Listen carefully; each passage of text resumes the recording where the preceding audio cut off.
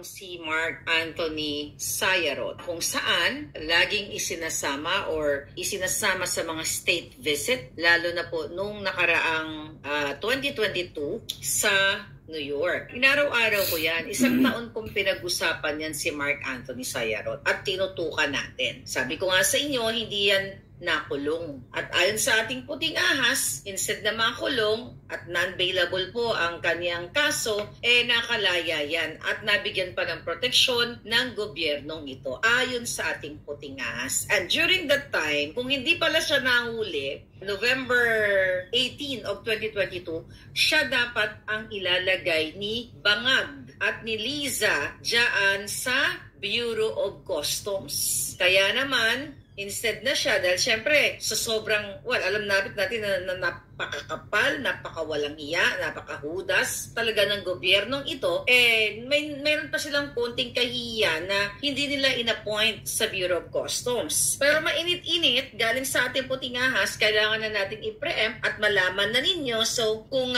ito ba ay itutuloy nila or hindi. Pero pinapaabot sa atin ng ating mga puting ahas sa Bureau of Customs na itong si Sayarot ay ipapalit kay Rubio na isa ding sangkot at na kasama pa nga yan doon sa privilege speech ni Lacson. May mga video na tayong pinakita niya na sangkot talaga yan sa mga extortion, bribery, smuggling dyan sa Bureau of Customs noon pa.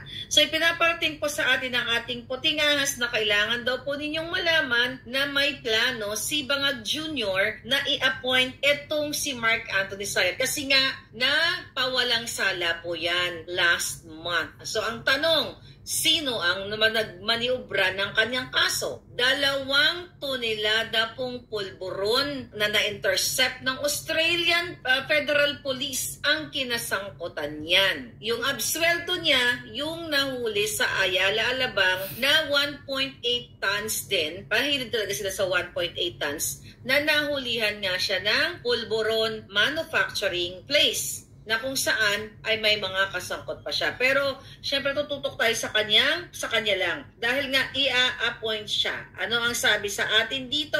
Ang gagawin pala nito, ang laro daw pala dyan sa sa Bureau of Customs, kapag may bagong merong papalit, kunyari ito si Sayarot, usap-usapan na siya ang papalit dito kay Rubio, ay ipinapakilala siya sa mga negosyanteng smuggler para magmano daw. Mano po. Diba? Mano po, Ninong. So, pag nagmamano si Ninong, diba? Parang baliktad yata. Diba? Magmamano, magbibigay ng pakimkim. Yun ang gustong iparating sa atin. Alam naman natin na talamak ang kawatan dyan sa Bureau of Customs.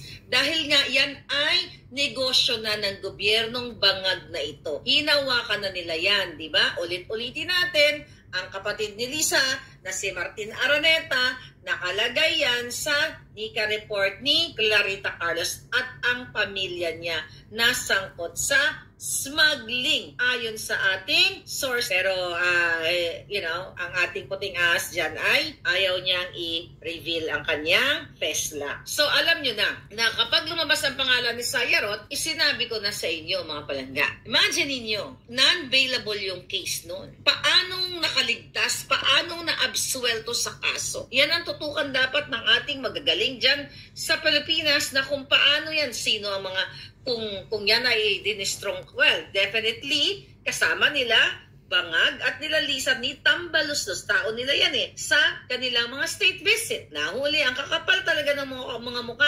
Then kapag natuloy yung appointment, alam nyo na. At least sinabi ko na sa inyo.